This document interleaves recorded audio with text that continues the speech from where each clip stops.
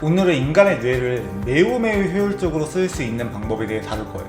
지난번 제가 연봉 10억을 만들어준 책 5권 중에 첫 번째 정리하는 뇌에 대해서 오늘 가볍게 초등학생도 이해할 수 있는 수준으로 쉽게 설명해 볼까 합니다. 10억, 100억 부자들이 하는 말 중에 하나가 돈이 돈을 불러오고 내가 10억에서 100억까지 가는 게 1억에서 2억 가는 것보다 훨씬 쉬운 일이었다라고 말을 해요. 저는 이런 원리보다 훨씬 더 뇌라는 거에 대한 빈부격차가 훨씬 심하다고 생각을 합니다. 뇌라는 건 근육이랑 되게 비슷하거든요. 근육 같은 경우에 이제 사용하면 사용할수록 이제 늘어나고 불어나게 되죠. 이렇게. 근데 뇌 같은 경우에는 훨씬 더 증가량이 심하다고 해야 될까? 그러니까 이 IQ라는 건 거의 고정되어 있어요. 일평생 변하지 않습니다. 근데 인간의 뇌는 IQ만으로 설명할 수 없는 것들이 굉장히 많아요. 예를 들어서 이제 학자들 같은 경우에 20살 중고등학교 때가 가장 두뇌 회전 자체는 빠르거든요. 하지만 노벨상을 타고 학문적인 좋은 성과를 내고 문학적인 성과, 예술적인 성과를 내는 경우들이 대부분 어느 정도 10년 이상 숙련된 경우에 어떤 역사적인 결과물이 나오는 경우가 많아요. 마찬가지로 인간의 뇌를 어떻게 훈련하느냐, 인간의 뇌를 얼마나 효율적으로 사용하느냐, 얼마나 잘 사용하느냐, 이런 것들에 따라서 남들보다 10배, 20배 효율적으로 뇌를 사용함으로써 그냥 인생을 행복하게 살 수가 있는 거죠. 자유를 얻게 되는 거고. 그래서 이제 이 책은 그것에 대해서 다루고 있습니다. 정리하는 뇌, 다시 한번 띄워보겠습니다. 일을 잘하는 방법, 창의력을 높이는 방법, 이런 책들은 과학적이지가 않아요. 대부분 자기 기준에서 자기 경험을 바탕으로 썼기 때문에 굉장히 뇌피셜한 경우가 많습니다. 제 영상들처럼. 근데 이 정리하는 뇌 같은 경우에는 과학과 실험을 바탕으로 한 심리학자가 쓴 책이에요. 그래서 굉장히 이제 어떤 과학적인 어떤 뇌 호르몬에 대한 이야기가 굉장히 많이 나오긴 합니다. 또 반대로 과학자들이 쓴 책 같은 경우에는 굉장히 노잼이에요. 재미가 없어요. 학자들 특성 자체가 이제 아무래도 정제된 언어를 쓸 수밖에 없기 때문에, 그리고 논문에서 공격받지 않기 위해서는 논리로만 이루어져 있기 때문에 재미가 없어요. 근데 이 학자는 인문학적 재능도 있고 글도 굉장히 잘 쓰고 통찰력도 좋고 응용 가능한 이야기들을 해줍니다. 이 책은 뇌가 느려질 수밖에 없고 악성 코드가 깔려서 효율적으로 쓸 수 없다라고 이야기를 해요. 저도 굉장히 동의하는 바이고, 이 책을 통해서 진짜 일과 생각을 잘하는 방법, 그리고 스트레스를 받지 않는 방법에 대해서 완벽하게 정리가 됐던 것 같습니다. 예를 들어서 컴퓨터 같은 경우에 이제 악성 코드와 프로그램들이 많이 실행되어 있으면은 굉장히 느려지죠. 왜 느려질까요? 이 CPU, 그러니까 컴퓨터에서 사용할 수 있는 어떤 처리 시스템이 존재해요.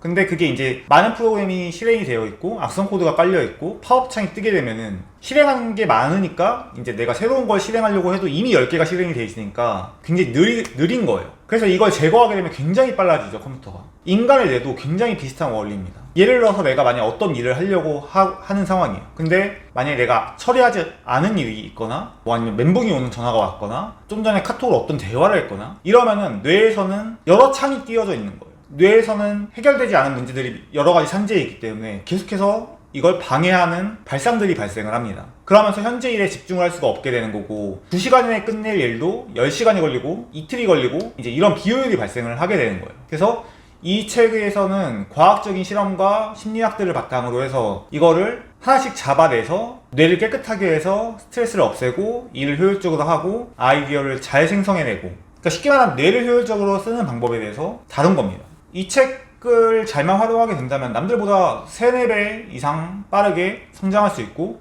똑똑해질 수 있다고 저는 생각을 합니다. 산에 올라갈 때 우리가 물통을 들고 가잖아요. 그래서 예를 들어 1000m까지 간다고 치면은 100m마다 조금씩 먹으면서 올라가겠죠. 그러면 이제 끝에 가서는 이제 다 먹게 됩니다. 마찬가지로 인간은 아침에 일어나게 되면은 이제 100이라는 뇌를 쓸 수 있는 용량이 존재하게 돼요. 근데 여기서 시간이 지나면서 어떤 판단과 생각을 하게 되면은 이 100의 용량을 점점 써버리게 됩니다. 100이 고갈되게 되면은 물론 이제 아예 쓸 수 없는 건 아니지만 비효율적이고 이제 그런 현상이 벌어지게 되는 거예요.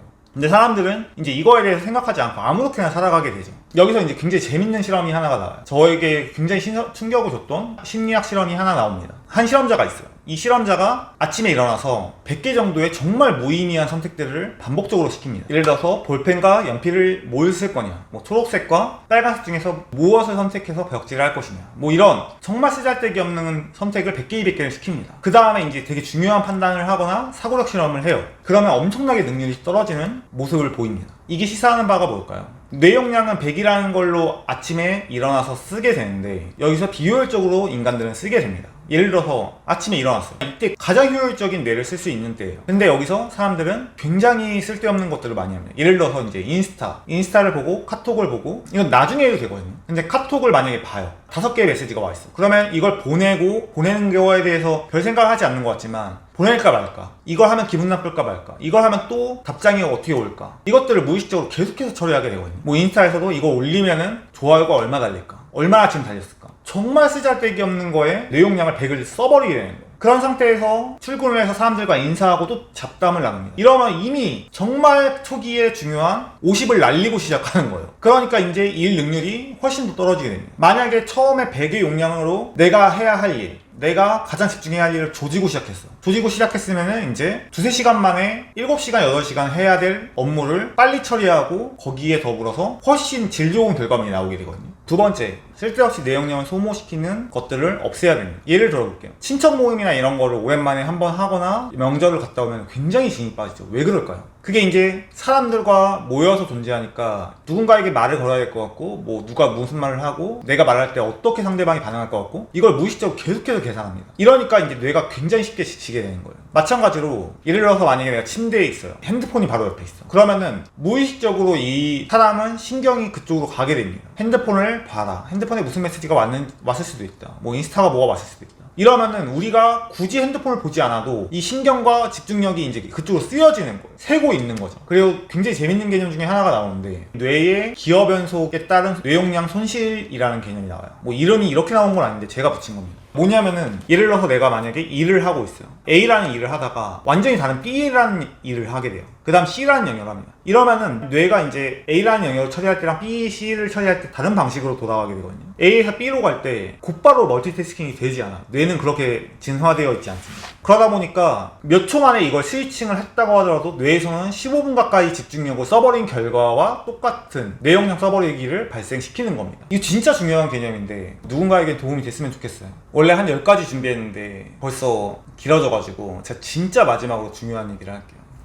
뭐냐면 여기서 이제 또 인간은 최선의 선택이 아닌 만족하기를 한다 라는 개념이 있어요. 이게 무슨 말이냐면, 내가 만약에 세탁소를 찾았습니다. 우리 집 앞에 한 5개가 있는데 그냥 만족스러운 데를 찾았어. 그런 이유에는 굳이 바꾸지 않아요. 왜냐면은 굳이 바꿨을 때 리스크가 존재하고 귀찮은 거죠. 뇌에서는 이미 어느 정도 만족을 하는 상태이기 때문에. 인간의 뇌는 이런 식으로 진화가 되어 있긴 합니다. 그러니까 무슨 말이냐면은 이제 뭐 선사시대에 사냥을 다니고 과일을 따먹는 사람이 있어요. 그러니까 과일을 먹고 그냥 고기를 먹었습니다. 그럼 만족해. 그 다음에 집에 와. 여기서 만족하지 않으면은 더 무리를 하게 되면서 생존이 굉장히 불리해지겠죠. 굳이 만족을 하지 않을 이유가 없는 겁니다. 선사시대에는 그냥 하루하루 살아가는 게 숙명이었기 때문에 이 만족하기 스킬은 굉장히 중요해요. 근데 현대 시대에는 이 만족하기가 좀 별로 비효율적이라고 저는 생각을 해요. 그러니까 무슨 말이냐면, 대부분의 직장인들이 갖고 있는 단점 중에 하나인데 자기에게 주어진 일이 존재합니다. 그냥 그걸 하고 퇴근합니다. 이런 사람이 있고, 반대로 만족하기를 하지 않는 사람이 있어요. 이 사람은 내가 주어진 일이 이제 5시간 일하는 거밖에 안 됨에도 불구하고 7시간, 8시간 일을 합니다. 근데 이걸 그냥 반복적인 뇌를 쓰지 않는 일을 하는 게 아니라 진짜 창의적이고 뭔가 효율적으로 일하는 방법, 성과를 내는 방법, 어떤 프로젝트를 완성하는 방법에 대해서 고민을 합니다. 그 다음에 주말에도 하루 정도를 책을 읽고 공부를 해요. 지금 자청 채널을 본다던가. 이제 이렇게 만족하지 않고 최선의 선택을 하는 사람 같은 경우에 어떻게 될까요? 이 두 명은 굉장히 큰 능력 차이를 갖게 되겠죠.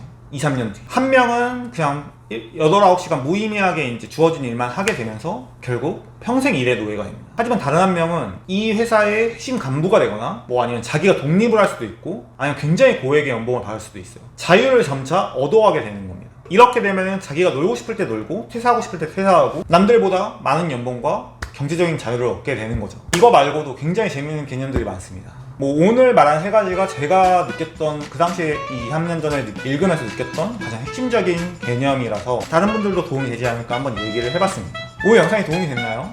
5번 중에 첫 번째 거지 끝났는데 뭐 한번 한 개씩 돌파를 해보도록 하겠습니다. 영상을 시청해주셔서 감사합니다. 꼬부기도 인사.